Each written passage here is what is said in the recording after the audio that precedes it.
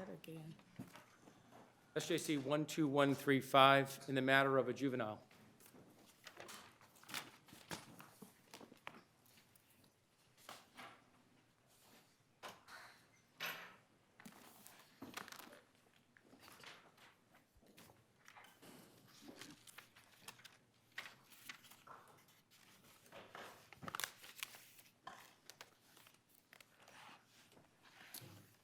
Morning, Ms. Edmonds. Good morning. Laura Chrismer, Edmonds for the juvenile.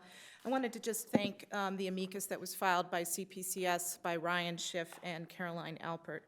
I thought I would start this morning by discussing the Commonwealth's arguments regarding the interpretation of the phrase sentenced to immediate confinement as found in General Laws, Chapter 6, 178EF. There are three reasons why I think the Commonwealth's interpretation would frustrate the legislative purpose. The first is that when you're looking at that provision of the sex offender registry law, it's clear that that provision is addressing both a judicial obligation regarding people who will have access to the community as a result of admitting to a sex offense. Could I ask you just a preliminary question? Sure. I'm confused about why the juvenile would even be eligible for waiver of this registration condition, given the offense involved in the case. It has to do with, if you look at the second half of 178, big E, little f, the statute is very arduous in terms of, I'm going to get tongue twisted on this. It addresses people who are convicted, and an adjudication as a youthful offender is not a conviction. I see. And I think that that's clear, but that's a great question. I went through that thing. Yeah. When you look at that provision, it's addressing individuals who will have access to the community. And I think a more reasonable interpretation of what the legislature was intending. Get there. Could you just remind us, or Yes. me, what was the sentence that the judge imposed here? The sentence imposed on one offense, a delinquent with a commitment to DYS to age 18, and on the second offense, it was a delinquent or adjudication as a youthful offender, and a suspended prison sentence of 2 to 3 years to the age of 23. Suspended state prison sentence? Yes. So that can't be done in Superior Court. That can be done in the, It can be done in, with a youthful offender? it can be done in Superior Court as well for a youthful offender, yes. Okay. Yes. But so the juvenile here, the suspension, I thought there was something about that it wouldn't take effect until he was Yes. 21. Yes, so what will happen, just to speak about the practicalities, what happens is that the juvenile, he will be committed to DYS to the age of 21, at some point released back into the community. During his DYS commitment, this is sort of where I was headed, he will be in the community, but at the age of 21, he will have this suspended sentence hanging over his head, essentially, just in some ways similar to an adult, until the age of 23. So if he, but, two more questions if I Yes. could. It would have been within the power of the judge, she didn't do this, but it would have been within the power of the judge, because it was a youthful offender, to actually sentence him immediately to adult. Yes, what she could have done is she could have sentenced him to either a house of correction, and I think it's actually instructive in my brief on page 17 is the youthful offender sentencing, if you want to go back and look at this, and it really outlines it very clearly.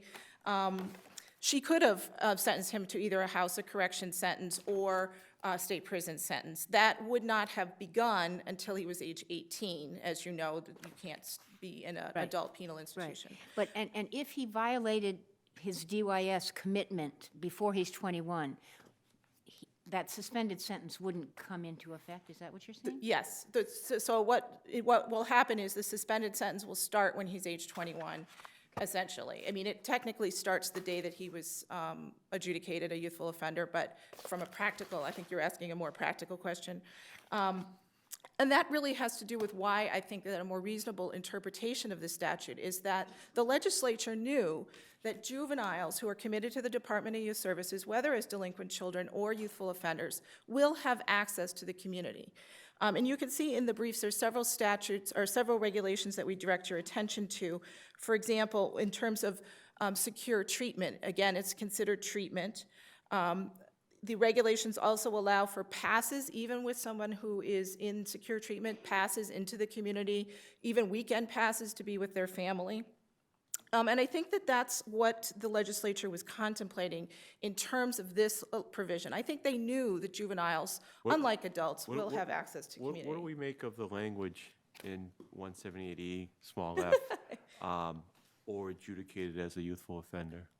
I think that's That precedes confinement. Yes, I think what that's doing is it's saying, basically, this applies to anybody under any circumstance within the Commonwealth who is either convicted, adjudicated a youthful offender, or adjudicated delinquent.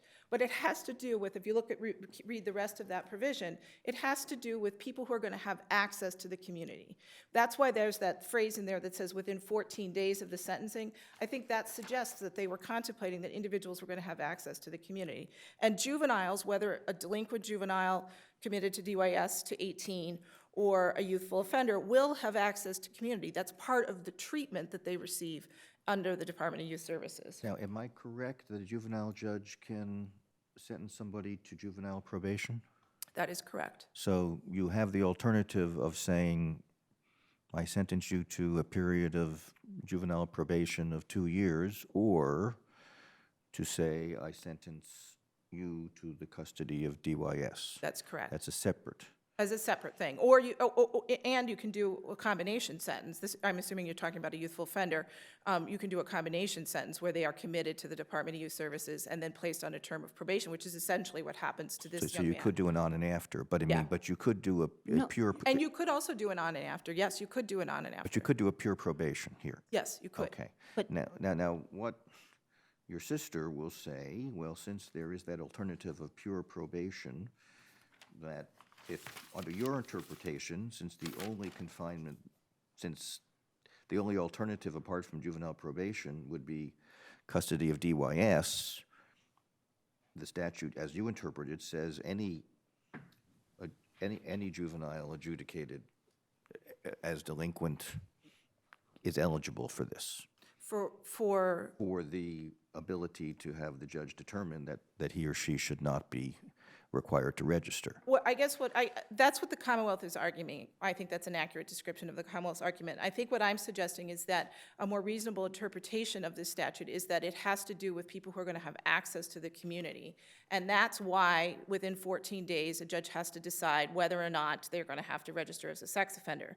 I think, just... So would you say, Yeah, I've lost you there. I don't know. I mean, what adjudication could a juvenile judge give for juvenile offense that would not, that you say would bar that person from the relief of 178E? In terms of a youthful offender, if they were committed to the House of Correction or Certainly state youthful prison. offender, I understand. But Yeah. how about with regard to a juvenile adjudication, With a- which is expressly provided for here? Yes, what I would suggest is that there isn't any, that as to all juvenile delinquents, that there should be discretion to decide this issue under 178EF. And I think that in answering your question, Justice Gants, is that if you look at, there's a parallel provision within the statute, the sex offender registry law, which is 178 big E little e. And I think it's instructive to look at that portion, because I think when you look at that, you see why the Commonwealth's interpretation in this case doesn't make any sense.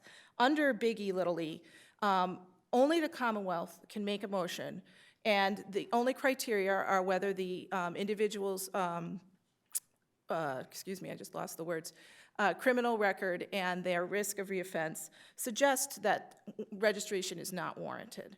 In other words, the Commonwealth could theoretically, just to sort of play out what I think you're getting at here logically, the Commonwealth could move for a youthful offender committed to DYS to not have to register under that provision. However, under the Commonwealth's interpretation of big E little f, a judge would have no power to do that. And I think that's where we get into where the Commonwealth's interpretation really logically doesn't make any sense, because why would the legislature preclude a judge who's sitting in the juvenile court from making that very fact-specific determination regarding a juvenile, and yet allow the Commonwealth to do that? That doesn't logically make sense. and your argument, I take it, is that the reason that this, the way that this statute implicates, makes it so that there is no, there would be no right of the judge, would be with a youthful offender whom the judge sentences directly to adult sentence. sentencing, yes. And I think, So like, that would be why it gets mentioned in there. yes, exactly. And I think that when you look at the first, that sort of what I'm going to call the preamble, where it references juvenile delinquents, I think that that's basically saying anyone who is either convicted or adjudicated of a sex offense, we have to, the judiciary has to address this issue of registration. They have to make a determination. And that, to answer your question, is why juvenile delinquents is considered under that. And I think also when we look at the history in Massachusetts, I just was at a national conference, and I am always very proud when I come from Massachusetts, because we have a really long history in this Commonwealth of understanding that children are different. That's not true around the United States, unfortunately. And I think when you look at General Laws, Chapter 119, Section 53, which is what I would suggest is the guiding principles of our entire juvenile delinquency system. In the beginning of that, the preamble specifically references the Youthful Offender Act and both the delinquent and youthful offender sentencing provisions, and those are at 11952 and 11958. And in that, it requires that the focus of this proceedings in the juvenile court is not on criminal proceedings, but that we are addressing children who are in need of treatment. They're in need of aid, encouragement, and guidance. And that's why, when you look even at as a youthful offender who is committed to the Department of Youth Services, when you look at the DYS's regulations, everything has to do with treatment. It has to do with how are we going to provide this child with the appropriate treatment. Which leads to my final reason why this portion, the Commonwealth's interpretation, doesn't make a lot of sense, which is that a child, even if a child committed to the Department of Youth Services, does not lose their status as being a child. Even in a youthful offender, in order to obtain the indictment, the individual has to be between the ages of 14 and 18. They are still a child. Just because the Commonwealth chooses to indict the individual does not mean they lose their status as a child.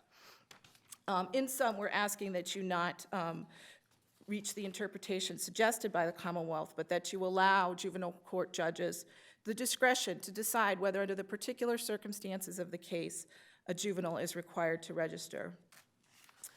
Moving to the second half of the case, if that's okay with all of you, I wanted to discuss Hansen H., the Hansen H. case that came out from this court in 2013.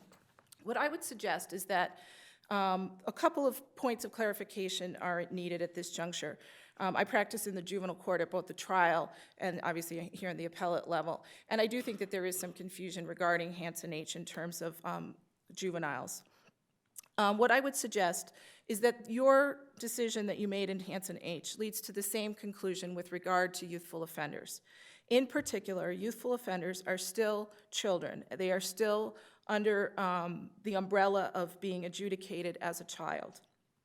And they are children that are between the ages of 14 and 18.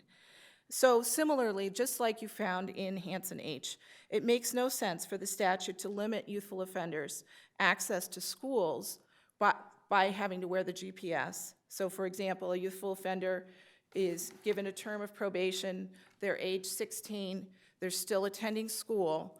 If we go with the Commonwealth's interpretation of this statute, they would be then precluded from it being in around a school.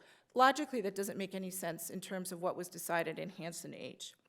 Similarly, for there to be some consistency internally, the provision, General Laws, Chapters 265, Section 47, specifically references arrest by a probation officer, and it references the adult provision. It does not. There is a juvenile provision that allows for arrest by a probation officer, and that's 119, Section 59.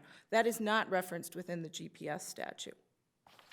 Similarly, this court in 4 cases has found that the GPS statute applies only to convicted individuals. And what I would suggest, as we discussed earlier, an adjudication as a youthful offender is not a conviction, just as Hines was inquiring earlier.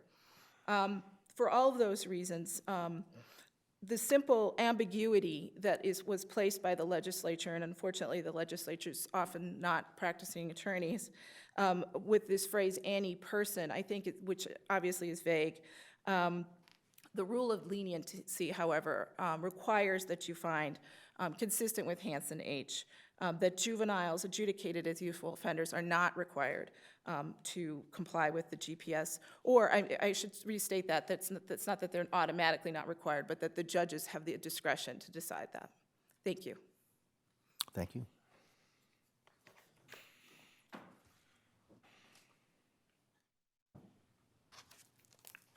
Ms. Payne, good morning. Good morning. May it please the court. I'm Cynthia Payne, representing the Commonwealth. The Commonwealth would ask this court to hold that a juvenile committed to DYS pursuant to a sex offense has been sentenced to immediate confinement and therefore is precluded from the statutory relief contained in Mass General Law, Chapter 6, 178 EF. And this is based on the plain language of that statute. There is no ambiguity here, as referenced by Justice Gants. The legislature specifically included juvenile delinquents. They reference adults, they reference youthful offenders, and they reference juvenile delinquents. As this court knows, the maximum penalty, that maximum sentence that a juvenile can receive is a commitment to DYS. Therefore, to find that a DYS commitment... A commitment to DYS can mean a whole lot of different things in terms of actual sentence, right? Certainly, down the road, it can mean a number of things, but I would suggest immediate confinement. When a juvenile is committed to DYS, they're taken from the courtroom in shackles, and they have to be processed. Again, this is the maximum sentence that the juvenile court can impose on a juvenile, and to find that, again, that it does not mean immediate confinement, the Commonwealth would suggest would frustrate the will of the legislature. I would note the footnote 9 in the LL versus Commonwealth. Under the plain terms of 178E small f, the exemption from registration applies to juveniles as well as adult sex offenders who are not sentenced to immediate confinement. So this court has briefly looked at that. I would note here the goal is to interpret, not to change, and defense counsel, the defendant's suggestion is to change what this legislature, in fact, has intended. Do we have any legislative history as to the use of the term immediate confinement? No, there has not been any definitions as to either of those. Did you check to see whether there was actually legislative history in terms of that particular phrase?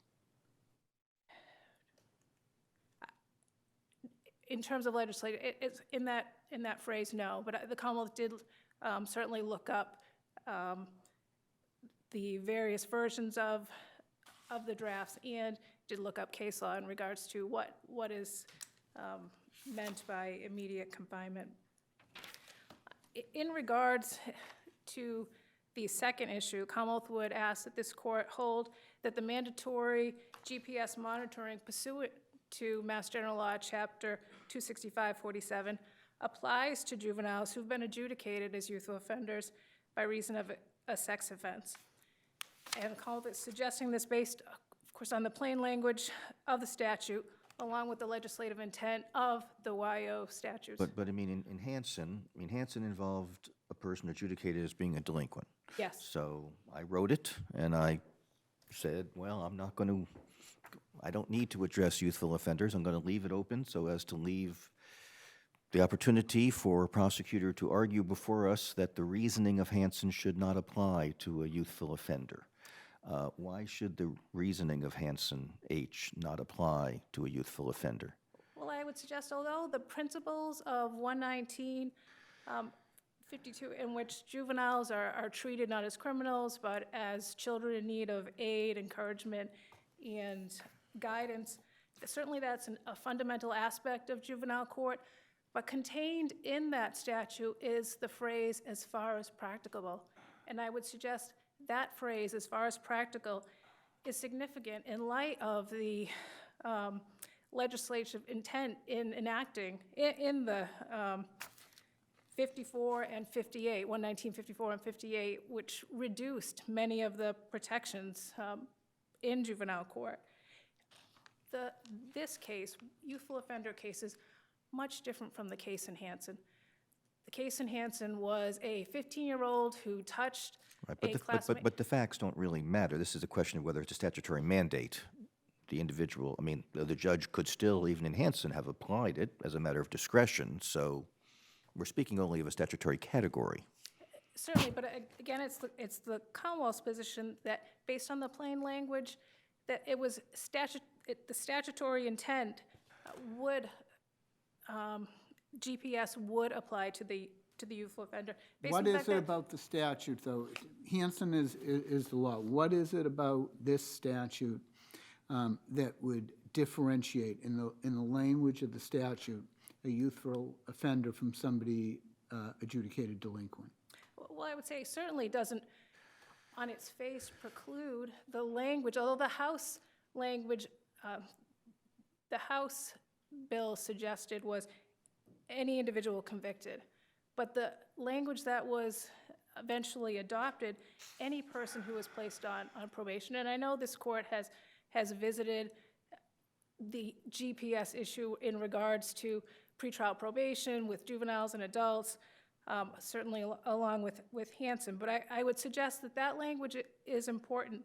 I would suggest again that the youthful offender is on a different has a different foothold than a juvenile delinquent. A youthful offender is someone who has been indicted, that has met the statutory elements of youthful offender, that these So are are you very... saying that Chapter 119, Section 52, the language as far as practicable is a difference that means that Hansen wouldn't apply to a youthful offender as we're analyzing the GPS statute? I would say that gives the court something to hang its hat on. But I mean, it's not, we're not engaged in a policy discussion, and that's the law already. So what I'm really focusing in on, if I could, is what is it about the language of the statute that differentiates delinquent from youthful offender? I would say that this court did a very thorough job in going through, this court in Hansen, going through the differences. I would say that this defendant, I know we're talking about youthful offenders in general, this defendant will never be a child on probation. A youthful offender, this defendant will be released, will be an adult when he's on probation. The language of the GPS statute indicates that he will be subject to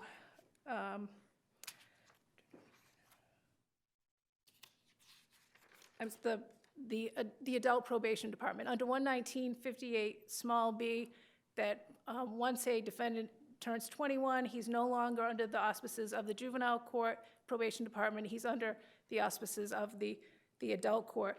There are numerous youthful offenders. This particular defendant will not get off of probation until he's age 23. There are numerous youthful offenders who will never see a juvenile probation officer after their release, that they'll see only the adult probation. And I would say that language certainly can be applied to the youthful offender. But you agree that Chapter 119, Section 53, focusing on the best interest of the child, applies to youthful offender adjudications too? Well, I think this court has stated that. That certainly it's the fundamental tenet of juvenile court. However, it's not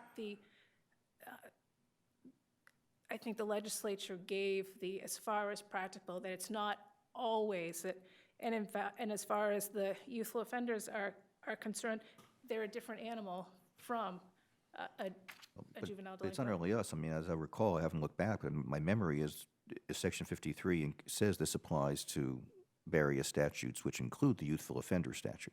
Yes, yes. However, again, I would say as far as practicable,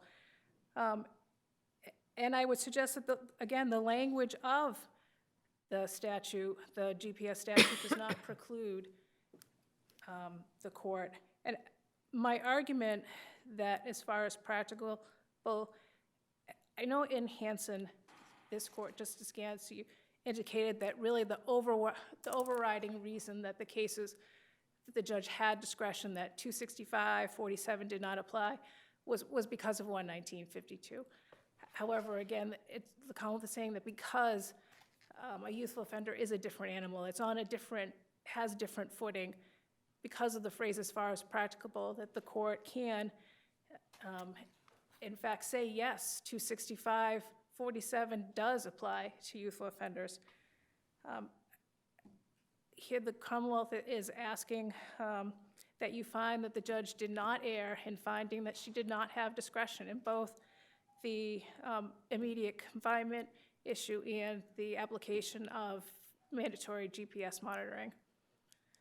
Unless the court has further questions. Could I just go back to the registration issue for a moment and make sure I understand your interpretation of Chapter 6?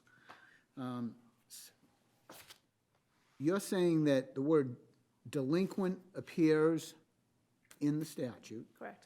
and that the statute says sentence to immediate confinement, and since if someone's adjudicated delinquent, there's no YO, the maximum confinement could be DYS commitment, that the statute requiring registration when there's confinement has to apply to juveniles. Yes. Okay. Okay, thank you. Thank you.